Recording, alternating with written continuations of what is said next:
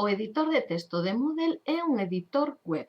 Normalmente aparecen as barras de ferramentas comprimidas, solo amosa esta de aquí, pero se prememos nesta ferramenta vai amosar o resto das opcións. Ben, tamén se pode redimensionar a ventá do editor.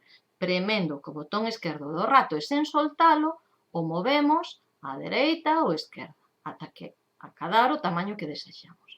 E tamén se pode poñer a pantalla completa, premendo nesta ferramenta. O que ocorre é que, mentras estamos a pantalla completa, non podemos guardar os cambios. Teríamos que sair da pantalla completa volvendo a premer na mesma ferramenta e entón sí podería acceder a guardar os cambios. Este editor permite inserir imaxes. Dende esta ferramenta, inserir unha imaxe ou inserir vídeos. O procedimento é o mesmo. Inserimos unha imaxe, damoslle a este botón e a seleccionar o arquivo. Supónse que as imaxes as teño no meu ordenador e sei onde están. Por exemplo, esta imaxe de aquí.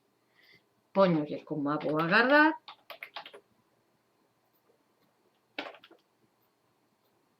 Doulle a enviar e aquí unha descripción. En apariencia podo escoller o aliñamento da imaxe, é dicir, como se vai a axustar con respecto ao texto. A esquerda, por exemplo, a imaxe quedaría á esquerda e podería escribir á dereita do texto.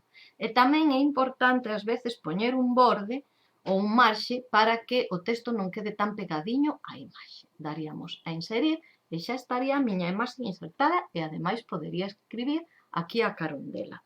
Escribiría o texto. Vale? Tamén permite o editor crear enlaces. Este é un enlace a un arquivo, por exemplo. Vale? Para crear un enlace, seleccionamos a palabra que vai servir de enlace e prememos nesta ferramenta. Logo daríamos a examinar e seleccionar o arquivo. No meu ordenador sei onde está o arquivo que quero escoller.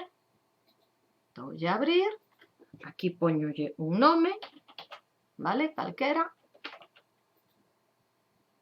Podo poñerlle un título e escollo onde quero abrilo, se na mesma ventá na que está o editor ou nunha nova. Escollede nunha nova porque ás veces os alumnos abren os arquivos e así teñen igual o curso e nunha ventá nova pois tamén ten o ficheiro que lle acabades de pasar. De acordo?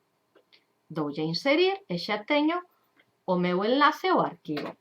E tamén podo crear un enlace a unha URL. Por exemplo, pois... Aí non, esperad un momento que esta non me interesa abrila. Ben, esta de aquí. Por exemplo, un enlace ao meu curso de aplicacións web. Copiaría a URL, escollo a palabra que vai servir de enlace, premo en inserir unha ligazón e aquí pego a URL. Tamén escollo abrila nunha nova ventá e podo poñerlle un título, no meu caso aplicacións web porque é un enlace ao meu curso de aplicacións web.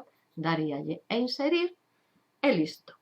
Tamén se chama editor HTML porque se prememos nesta ferramenta temos acceso ao HTML que xera ese editor. De acordo?